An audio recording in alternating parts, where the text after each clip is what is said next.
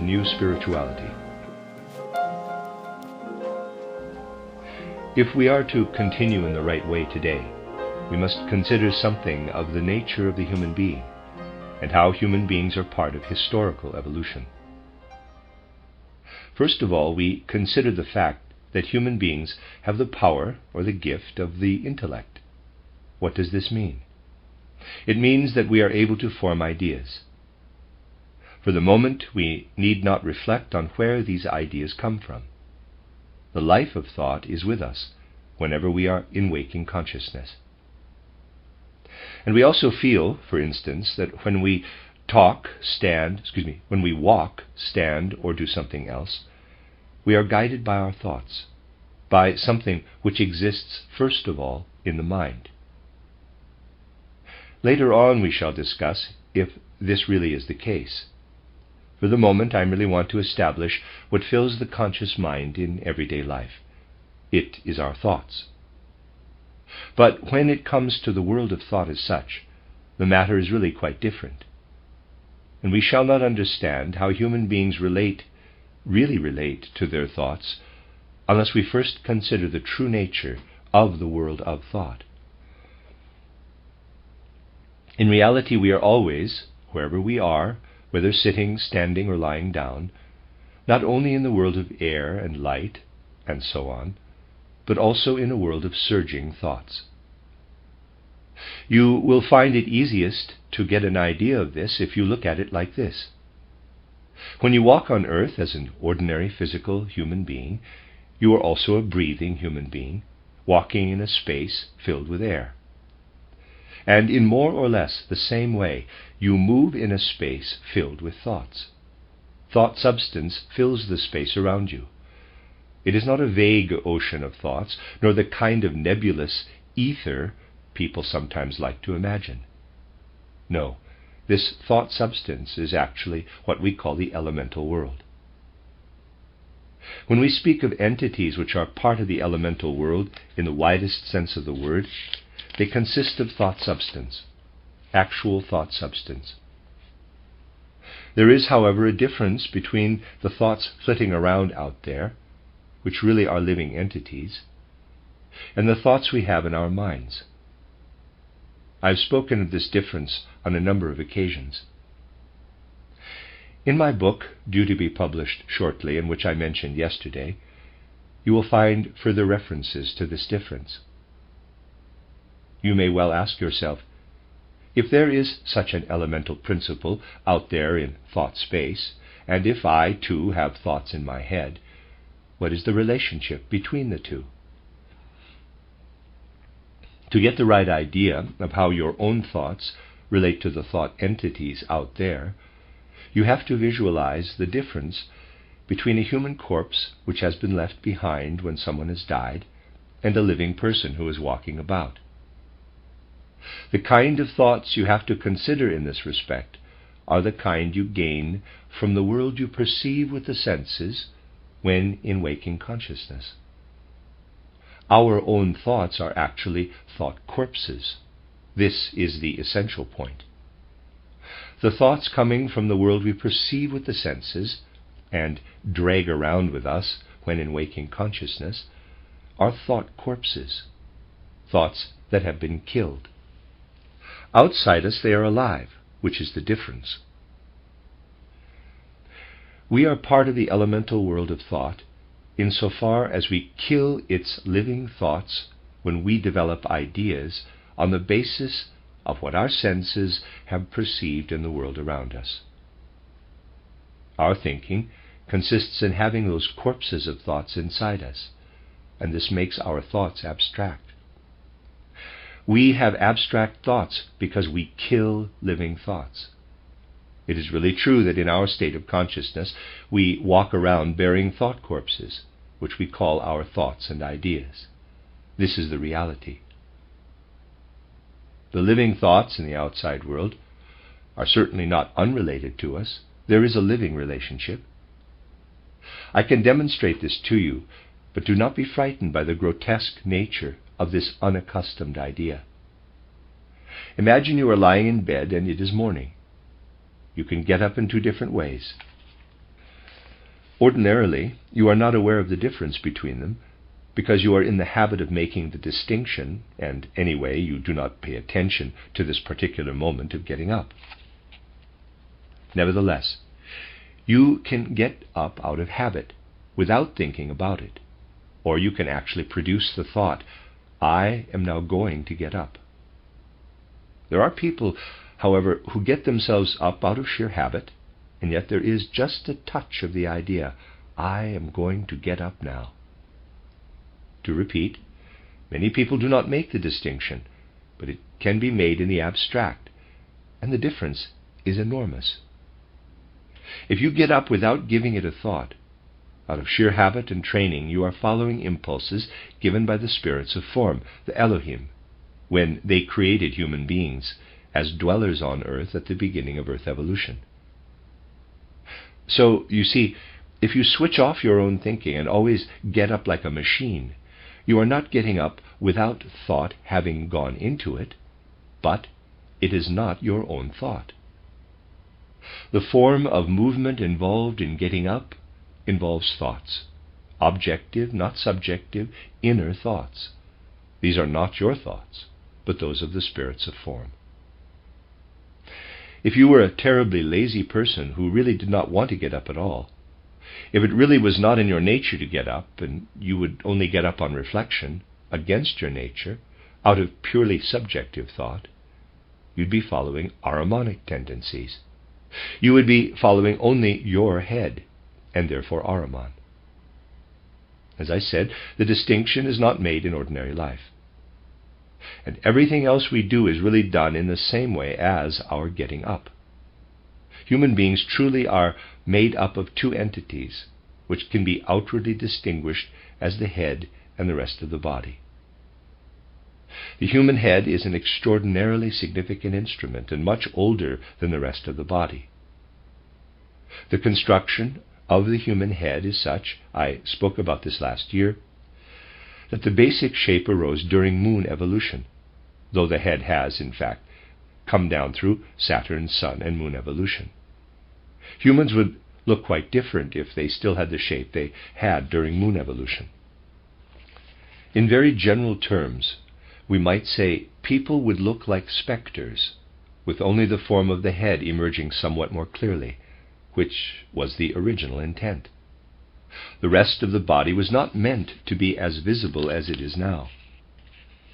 These things have to be considered, otherwise we cannot really understand human evolution on Earth. The rest of the body was meant to be purely elemental by nature. In the head, everything would come into effect which has come down as moon existence, transformed by Earth. Let us call it A. But this inherited moon existence, transformed by Earth, is the actual human being.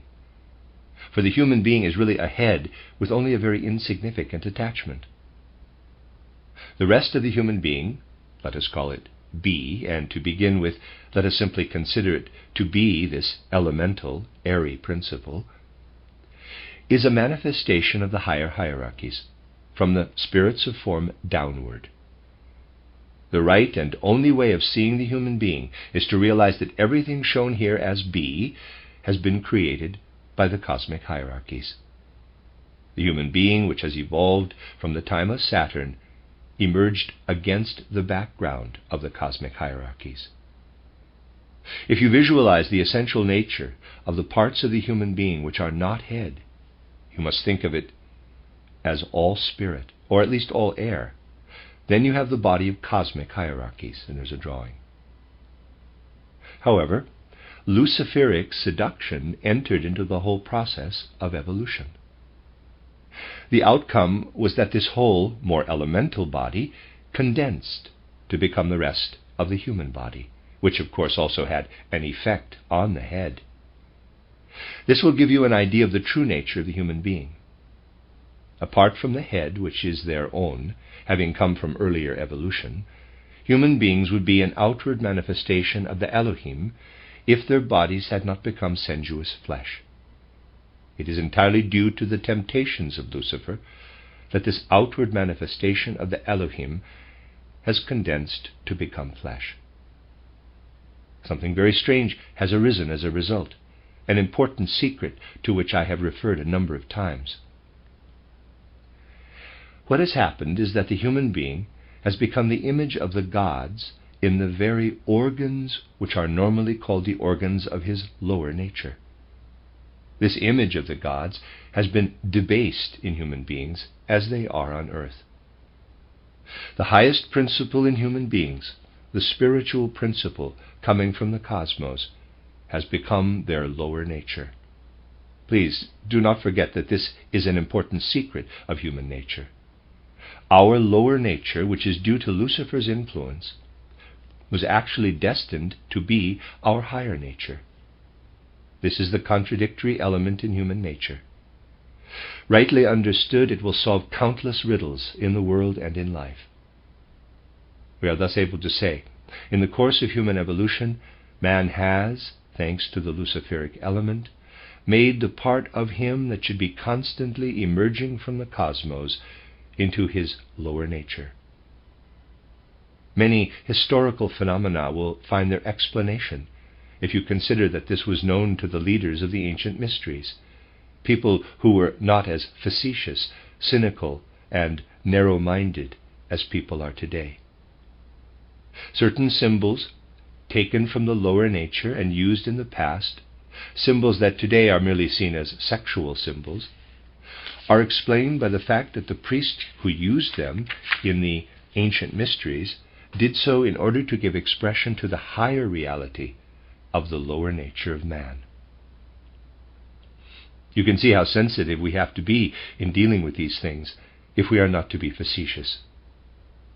Modern people slip easily into facetiousness because they cannot even imagine that there is more to human beings than mere sensuality, which in fact is the Luciferic element in our higher nature. Thus, historical symbols are easily given entirely the wrong interpretation. It takes some nobility of spirit not to interpret the old symbols in a lower sense, even though they often can be interpreted in that way. With this, you will also begin to realize that if thoughts from the elemental world come to us, they are living thoughts, not abstract dead ones that come from the head. They must be coming out of the whole human being. Mere reflection will not achieve this. Today, the idea is that we only arrive at our thoughts by reflection. Today, the idea is, if human beings will just reflect, they can think about anything, providing the things they want to think about are accessible. This is nonsense, however. The truth is that the human race is in a process of evolution, and the thoughts developed by Copernicus, for example, or Galileo, at a particular time, could not be reached by mere reflection before that time. You see, people fabricate the thoughts they have in their heads. But when a thought which marks a real change arises in world history, this thought is given by the gods and through the whole human being. It flows through the human being, overcoming the Luciferic element, and only reaches the head out of the whole human being. I think this is something you can understand. In certain ages, particular thoughts just have to be waited for and expected. Then human beings are not merely reflecting, nor is something conveyed through their eyes or ears, but inspiration comes from the world of the hierarchies, and it comes through the whole essential human being, which is the image of the hierarchies. If you consider this, some of the things I said yesterday can also tell you a great deal. In the present age, from the 5th post-Atlantean age, we are living much more inwardly than before. In ancient Greek times, for example, when the outer environment provided much more that was spiritual. This inwardness of life relates to the process in which thoughts come up through the whole human being. In earlier times, in the 4th post-Atlantean age, the relationship between human beings and the gods was much more of an exterior thing. Today it has become much more intimate. Human beings are always associating with the gods. Their heads do not normally know anything about this, however, because they only hold human thoughts, or rather, the corpses of thoughts. Human beings always associate with the gods as whole human beings, and this association is more intimate today than it was in the past. Even the nature of clairvoyance is such that the relationship to the gods and to disembodied spirits is altogether different from what it was before. When a human soul associates with spirits or with the dead, the association is a very subtle one. It is more or less similar to the way in which our own thoughts associate with our own will in the soul. It is very intimate, and this intimacy belongs to the present age. It corresponds to the essential nature of human beings here on earth, and also to that of the dead, of those who are going through the gate of death to enter the world of the spirit at this time. This intimate association has become possible because in some ways the relationship between man and cosmos has changed. If the relationship which some human beings have to the world of the spirit comes to conscious awareness, it shows itself to be a much more intimate one, even today, than it was before. Certain abilities had to be lost so that this intimate association with the gods could develop. During the times of ancient Greece and Rome, and after, right into the Middle Ages, people still had direct perception of spiritual elements in the world around them. As I said, they did not merely see physical colors in the way we do today, or hear physical sounds, but perceived spiritual elements in colors and sounds. They were also able to use the element which for us has turned into chaotic dreams as a means of entering into the world of the spirit, and they did so in a way that was much less subtle than is possible today. It was relatively easy to approach the spirits and the dead in the past. Today our ordinary dreams no longer have the same quality, though this did continue well into the Middle Ages. Some people still had it for a long time afterward. Those earlier people also perceived, as in a dream, all that happened around them in the elemental thought world, of which I have spoken. They were not yet cut off from that surrounding world, and their own essential nature still extended into it. People were aware of this and acted and behaved accordingly. Today these things are, of course, considered to be an old superstition. Yet when something significant occurs in connection with this old superstition, modern science does not know what to do with it. Let me give you just one example.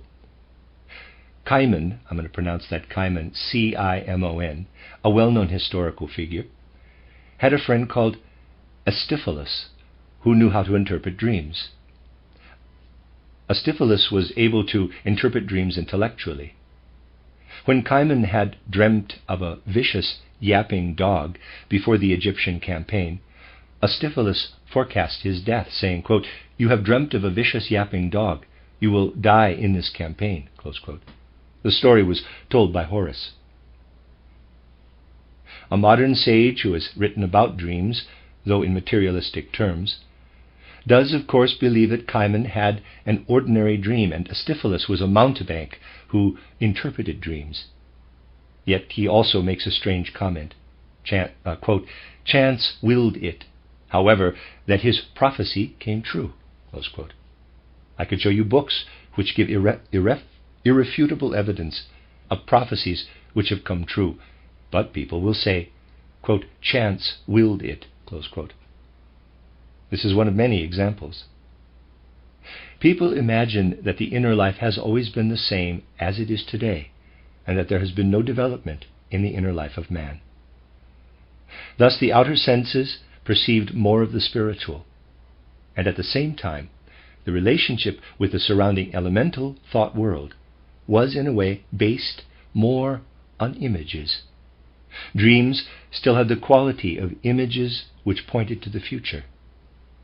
Just as memory relates to the past, so the images pointed to the future, though not in the same way, of course. The constitution of the human soul was therefore entirely different in the past.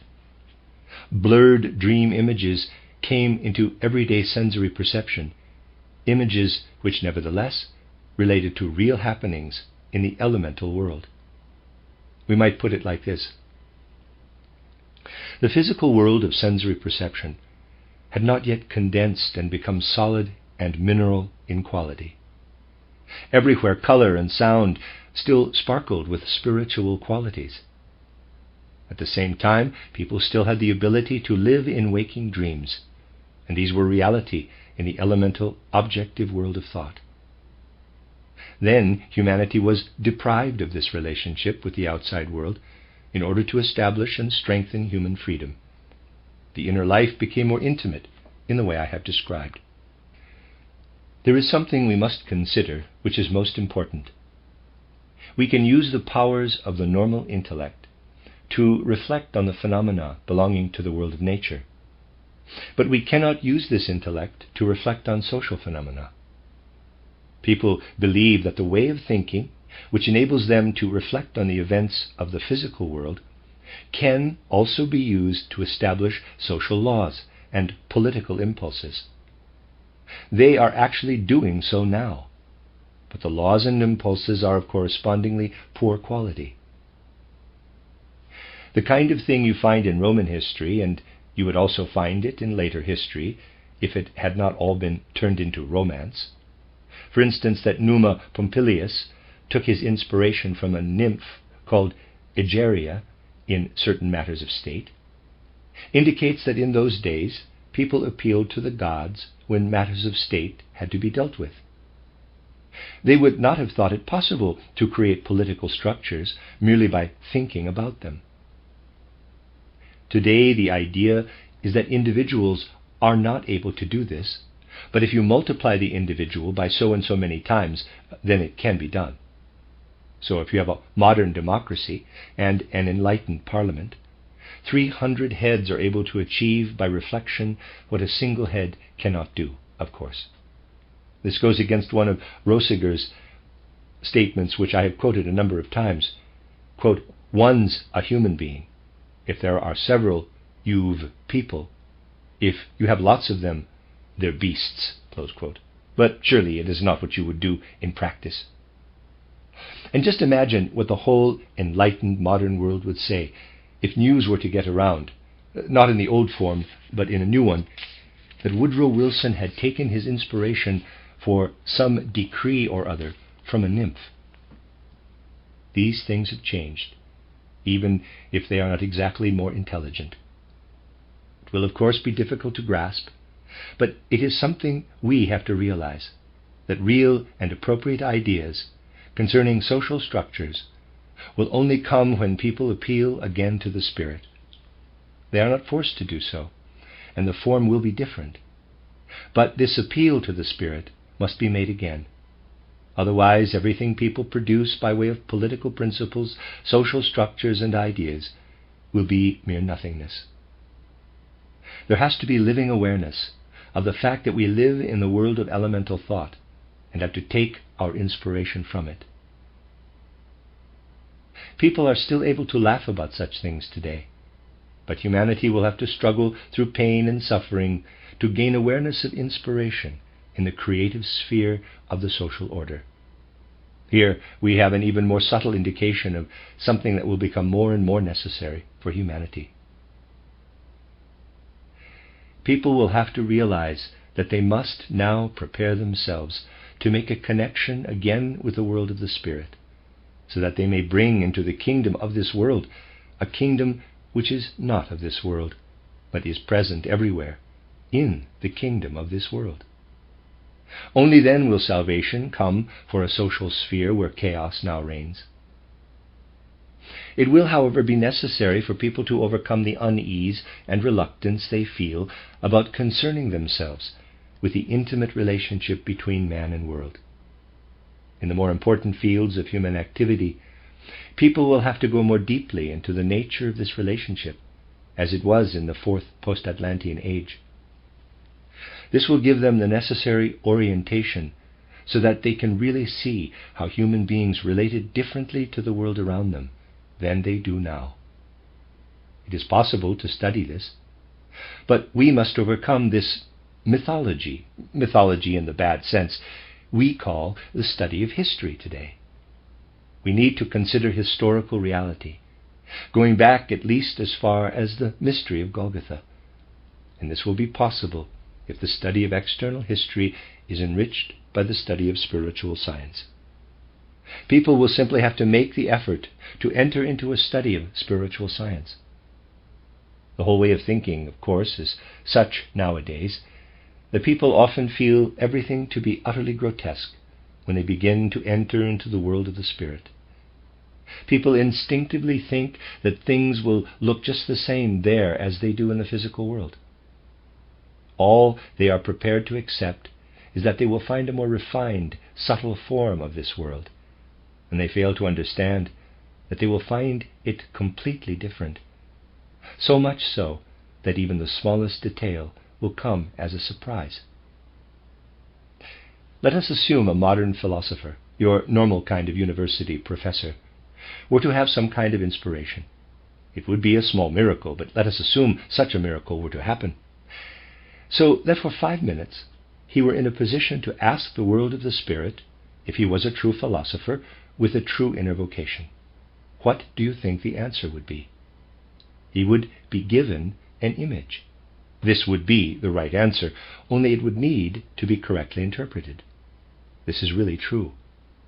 I am telling you something that has happened innumerable times.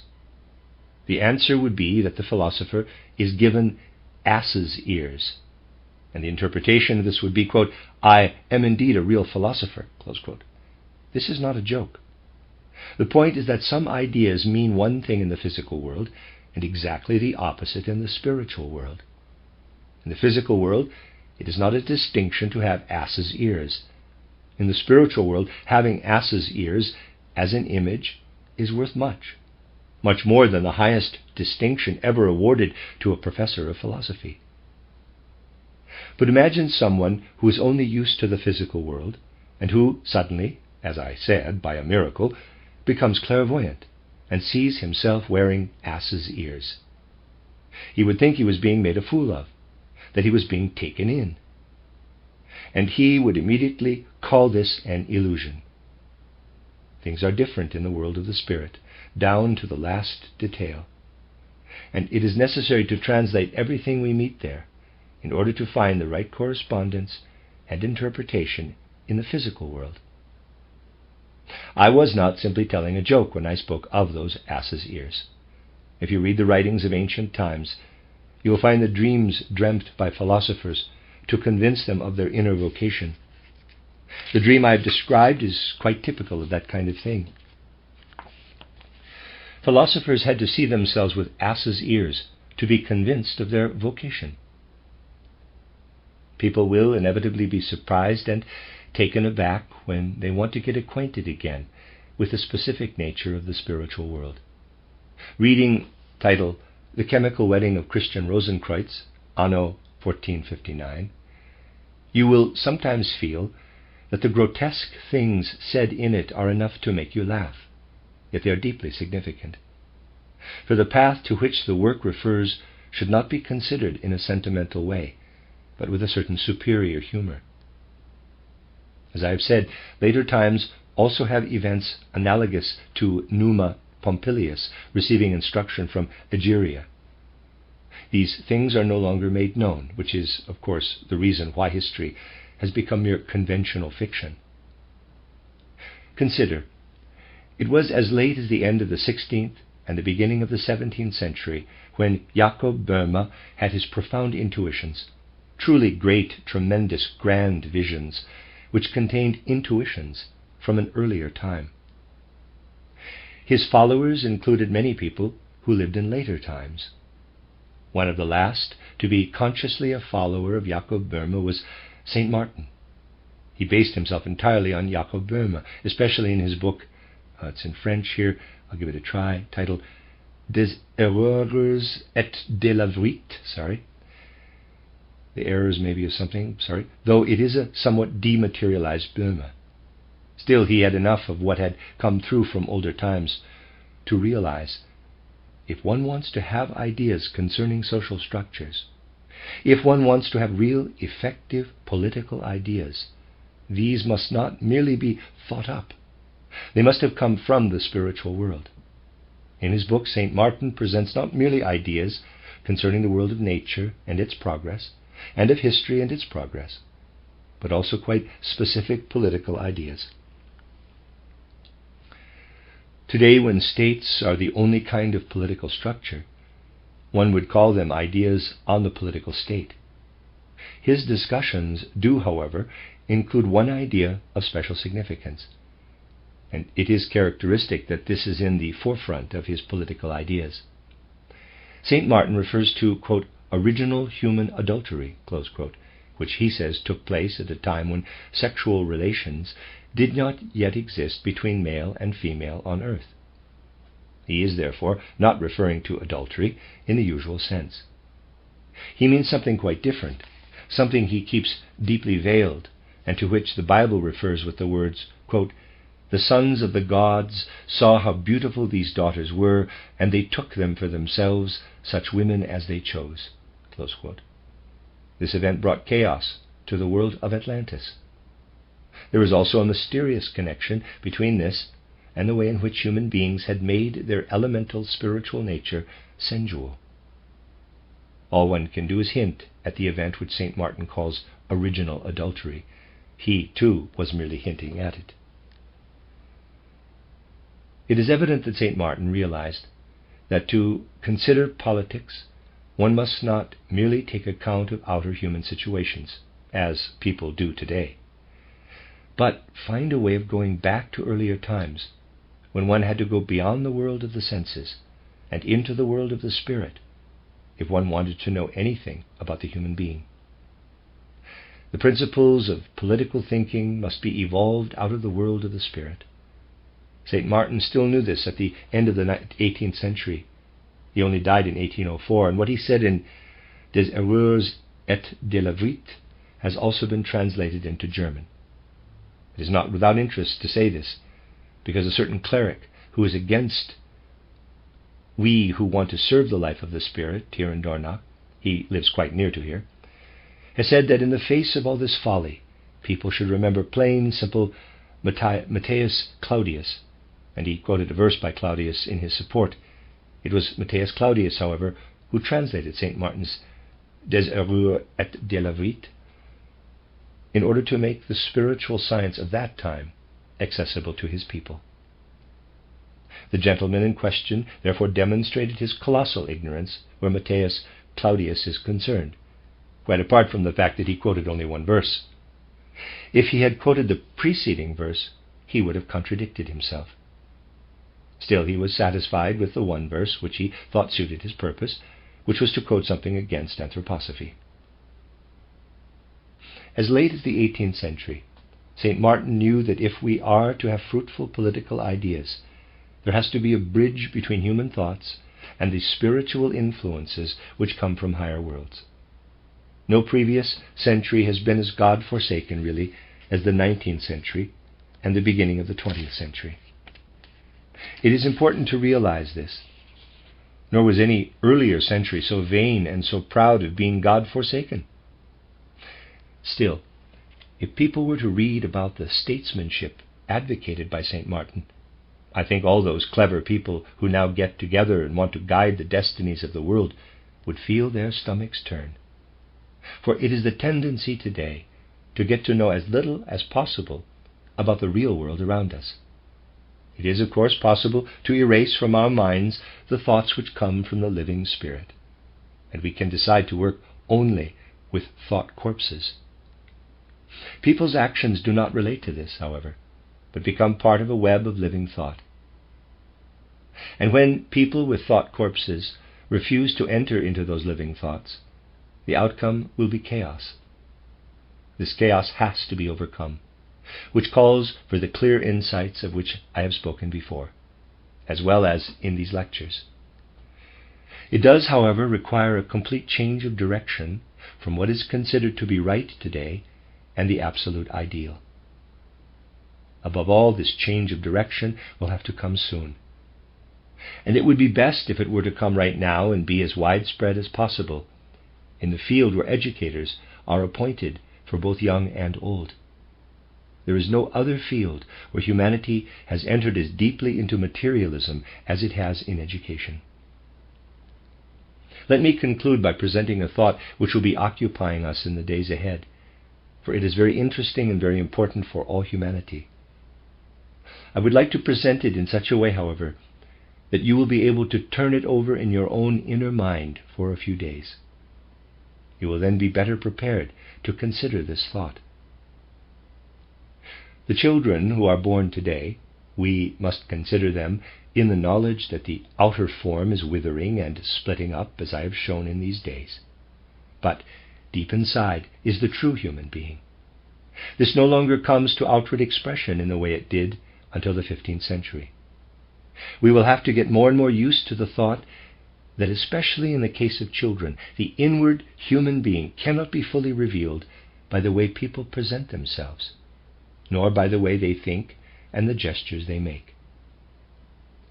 In many respects, these children are something quite different from what comes to outward expression. We even know extreme cases. Children may appear to be the worst of rascals, and yet there is so much good in them that they will later be the most valuable of human beings. But you will also find many children who are very good and not the least bit bad, never putting a finger in their mouths nor thumbing their noses at people. They will study well, perhaps be good bank managers one day, or good school teachers according to present-day ideas, and indeed good lawyers. But forgive these harsh words. They will not be good people, because they cannot achieve inner harmony between themselves and the true world around them. It is specifically in the field of education and training where the principle must be established that people are very different inside today from what they appear to be. It will therefore be necessary in future to appoint teachers on entirely different principles. To be able to see into something which is inside and does not come to expression on the outside requires something of a prophetic gift. Examinations for prospective teachers must therefore be organized in such a way that candidates with intuitive and prophetic gifts do particularly well. Candidates who do not have such gifts must be made to fail their exams, however great their knowledge. The last thing we do today is to consider the prophetic gifts of people who are to become teachers. We still have a long way to go with regard to many things that will have to be done.